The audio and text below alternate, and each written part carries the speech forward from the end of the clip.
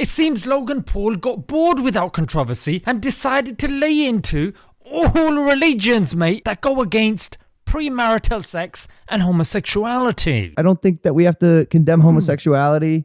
I don't think that we have to condemn sex before marriage. I just don't know if I can get behind. Like, that's silly to me. That seems silly to me. Like, come on, bro. Yeah, but that's not... Subscribe to a doctrine that slams homosexuality. Come on, bro. That's ridiculous. Why we have to perpetuate a belief that is silly. Assalamu alaikum, guys, and welcome to another episode of Before I jump into this video, I wanted to thank my sponsor Muslim Mastery for offering a free workshop to those who want to improve their confidence, especially at a time where it's definitely needed in pretty much every aspect of your life. Link in the description. I'm smart. It's clear from the attitude and the speech of Logan Paul that he's clearly been provoked and influenced heavily by the LGBTQ folk, to such a degree that in this conversation it seemed that his whole life, his belief, his mentality was being influenced by sexuality pretty much. Now, how he is so certain about this lifestyle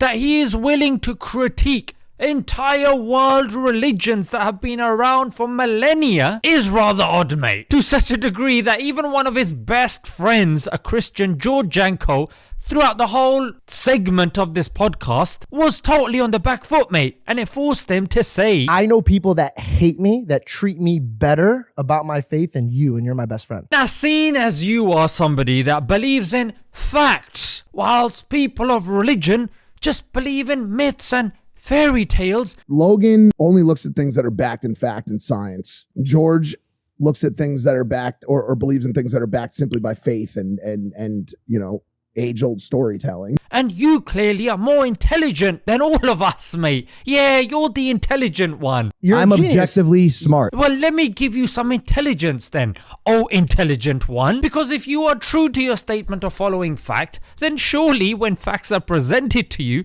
through statistics, through peer-reviewed journals, surely it will get you to think and retract. Majority of children born and raised in lesbian families had psychological issues. 46% reported partner abuse among gay couples. ADHD was more than twice in children with same-sex parents. Women with gay fathers had difficulty with adult attachment issues.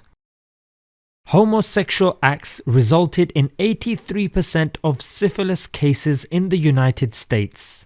Gay men are 17 times more likely to get anal cancer than heterosexual men. Danish men and women in same-sex marriages have a higher death rate than the general population.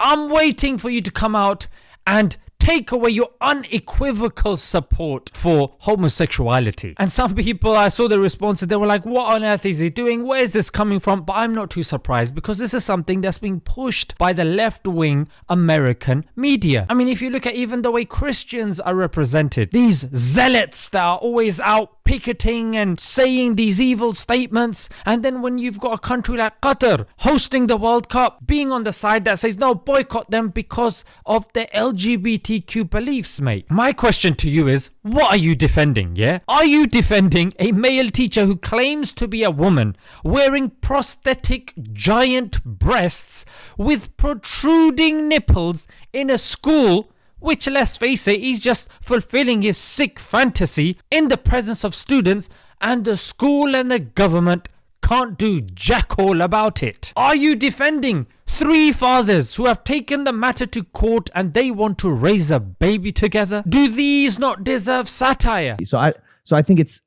a silly practice to engage in, and I think it deserves satire. Try and see what happens. I'll tell you what happened to a gay journalist in Norway. She could face 3 years in prison for claiming that only women can be lesbians and not men. And if we're talking about effing silly, the philosophy love is love would compel you to defend incest, as is happening in Germany. Is that effing silly? Is anybody that doesn't want to have sex with their own family, is that person silly? And if you're somebody that says, look, I shouldn't need to tiptoe around these topics, mate, I need to be honest. I'm an honest guy. When it comes to religion, you have to tiptoe. No, I don't.